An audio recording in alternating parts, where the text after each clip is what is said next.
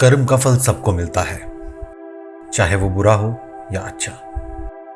आपके घर बेटा बनकर, बेटी बनकर, दामाद बनकर, बहू बनकर कौन आता है जिसका तुम्हारे साथ कर्मों का लेन देन होता है।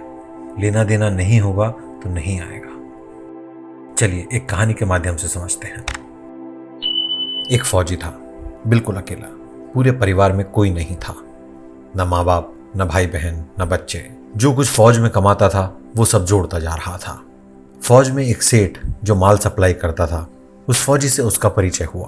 परिचय होने के बाद धीरे धीरे दोस्ती हो गई और दोस्ती इतनी गहरी हो गई कि एक दिन सेठ जी ने कहा कि जो तुम्हारे पास पैसा है वो उतने का उतना ही तुम्हारे पास पड़ा है, तुम मुझे दे दो, मैं अपने कारोबार में लगा दूंगा और तुम्हारा पैसा बढ़ जाएगा और उस बिजनेस में से मैं तुम्हें कुछ परसेंट दिया करूंगा। फौजी ने सोचा कि पैसा तो मेरे पास बेकार ही पड़ा है, मेरे ना आगे कोई है ना पीछे कोई, तो क्यों ना सेठ के साथ ही कारोबार कर लिया जाए। सोचकर उसने सारा पैसा सेठ को दे दिया। सेठ ने पैसा कारोबार में लगा दिया। कारोबार इतना चमक गया कि उसकी खूब कमाई होने लगी। कारोबार दिन दूनी रात चौगनी तरक्की करने लगा। इधर कुछ ही दिनों में जंग छिड़ गई और फौजी जंग में लड़ाई पर निकल गया। फौजी घोड़े पर चढ़कर लड़ाई लड़ने गया, लेकिन ये घोड़ा उसके कंट्रोल में नहीं था। घोड़ा उसको लगातार परेशान कर रहा था।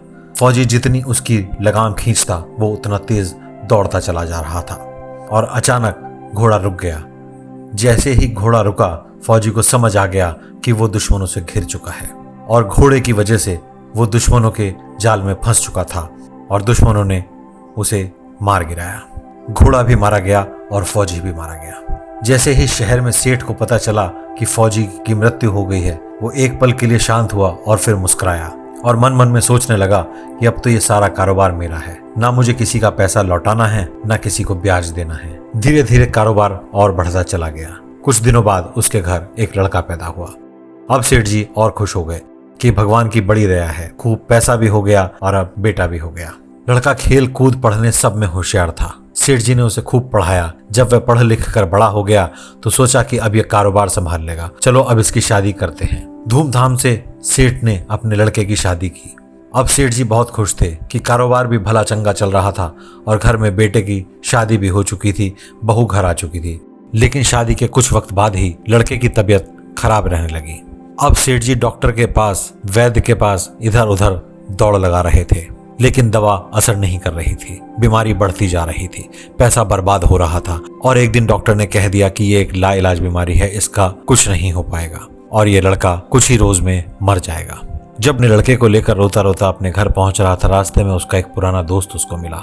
उसने कहा, क्या हुआ, बहुत दुखी लग रहे हो। सेठ जी ने पूरी कहानी उसको बताई और कहने लगे कि उन्होंने तो ये सोचा था कि बुढ़ापे में मेरा बेटा मेरी बहुत मदद करेगा, लेकिन आज इसका जीवन खतरे में है। मैं सारा धन दौलत इसकी बीमारी पर लगा चुका हूँ, लेकिन कोई आराम नहीं मिल रहा। तो सेठ जी के दोस्त ने उसे बताया कि पास ही एक वैद्य है और वो पैसे भी ज्यादा नहीं लेता है। उनकी एक खुराक खाकर मुर्दा भी उठ खड़ा हो जाता है। जल्दी ही तुम वैद्य जी से मिलो। सेठ जी एकदम खुश हो गए और तुरंत वैद्य के पास चल पड़े। उन्होंने वैद्य से पुड़िया ली और उसको 2 पैसे दिए और घर वापस आ गए। लेकिन जैसे ही उस लड़के ने वो पुड़िया खाई, वो मर गया। अब पूरे घर में रोना धोना मच चुका था। उनकी बहू विधवा हो चुकी थी। गांव में शोर मच गया। ऐसे में उनके घर एक महात्मा जी आए। लोगों ने महात्मा जी को बताया कि इनका एक इकलौता लड़का था जो इनके बुढ़ापे का सहारा था, उसकी मृत्यु हो चुकी है।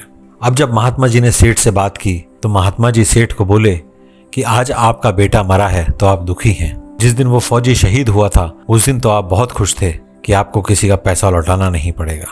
सेठ जी अचानक चौंक पड़े, रोते रोते रुक गए कि क्या बात कर रहे हैं। महात्मा जी बोले कि यही कर्मों का फल है।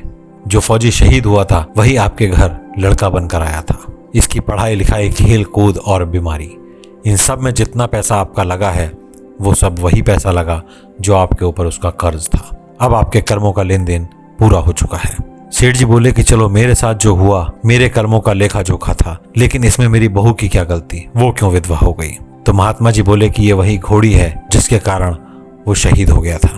अब सेठ जी को समझ आ चुका था कि कर्मों का फल यही धरती पर भुगतना पड़ता है। वेद, शास्त्र और पुराणों के साथ साथ सभी साधु संतों का कहना है कि यह संसार कर्मों का लेखा जोखा है। इसमें जो भी जीव चैतन्य है वह समझदारी से भवसागर पार हो जाएगा। अगर वीडियो पसंद आया हो तो लाइक करके औरों के साथ शेयर करिए।